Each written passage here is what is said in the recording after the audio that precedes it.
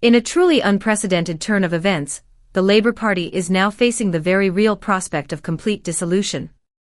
A series of shocking scandals has exposed deep-seated failures and corruption within the party's leadership, and the once dominant political force is now under intense scrutiny.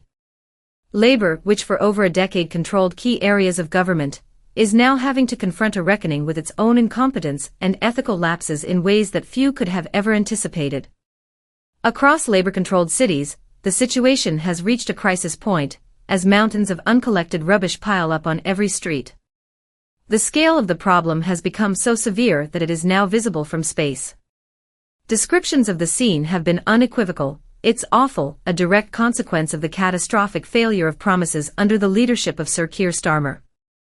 The public, once loyal to the party, is now in shock, with long-held promises shattered and the country's most vulnerable citizens left to suffer in ways they never anticipated. Labour's apparent inability to govern effectively has now reached a breaking point, and Westminster MPs are urgently holding emergency talks to discuss the future of the party. Did you know that over 95% of our viewers aren't subscribed to the channel? We totally get it, life gets busy, and sometimes it's easy to forget. But here's the thing, subscribing is completely free, and it really helps us keep creating the content you enjoy. So why not hit that subscribe button and join our community? It only takes a second, but it makes a world of difference to us. Thank you for your support. The situation has become so dire that some MPs have even called for Labour to be banned from standing in future elections altogether. Mr. Speaker, the Labour government has failed on nearly every front, one MP declared. The party abandoned the WASPy women, denying them the compensation they were promised. Pensioners, who rely on the state to ensure their dignity in retirement, have been left out in the cold as Labour failed to support the winter fuel allowance.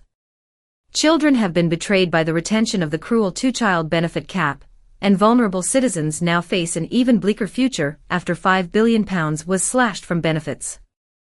But perhaps the most visible and immediate disaster is Labour's catastrophic financial mismanagement, especially in Birmingham, where vast piles of rubbish have accumulated on the streets, posing an acute and growing health risk to the public. This environmental nightmare has become so vast that it is now visible from satellites. The situation has escalated to such a degree that it is no longer simply a case of administrative oversight, it's an out-of-control crisis with far-reaching consequences. Behind closed doors, Labour MPs are scrambling to try and prevent the collapse, but the crisis is expanding faster than they can manage. This is no longer a matter of mismanagement, it is a political scandal of historic proportions. What was once the party that prided itself on being the voice of the working people now teeters on the brink of irrelevance. Birmingham, however, is far from an isolated incident. The Labour Party has been rocked by a series of high-profile scandals in recent weeks, each one adding fuel to the fire of public outrage. Among the most shocking developments is the arrest of a rising star MP, now facing serious and deeply troubling allegations. The public is in shock, feeling profoundly betrayed by the party they once trusted to look out for their interests. The scandals do not stop at individual failures, however. A network of shady donor deals has been exposed, with several senior Labour figures accused of offering lucrative government positions in exchange for donations. These revelations have cast an even darker shadow over the party's already tarnished reputation, showing that Labour has, in many ways, been for sale to the highest bidder behind closed doors. The very people who once promised to fight for the common good now seem more interested in enriching themselves and their donors. Mr. Speaker, this situation is completely unacceptable, one MP passionately stated during a recent session. While Labour ministers try to deflect blame, the inescapable reality is that their failures have caused immense harm to the British public. The National Health Service, once considered the jewel in the crown of the British welfare state, is now in a state of complete disarray. Waiting lists for vital treatments have surged to unprecedented levels, leaving patients stranded and desperate for care. In many cases, patients are forced to wait months, even years, for the treatments they need, and tragically, some may never receive the care they require due to the growing backlog. This collapse in healthcare is a direct result of Labour's inability to provide the necessary reforms, despite billions of pounds of public money being poured into the system. Labour's flagship policies, which were once heralded as groundbreaking, have now turned into monumental failures.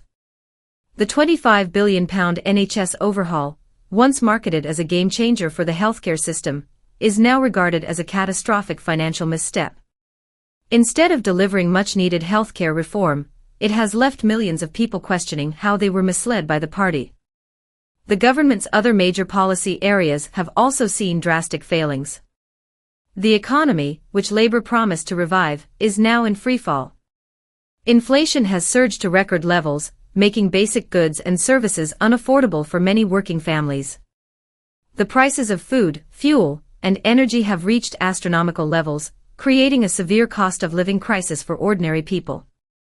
The housing market has collapsed, and first-time buyers are now virtually non-existent, while many businesses have been forced to close their doors due to escalating financial pressures.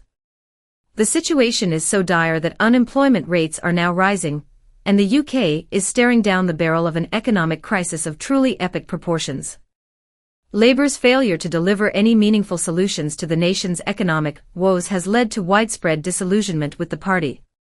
The public, once hopeful for change, is now questioning whether Labour can ever return to its former position of strength.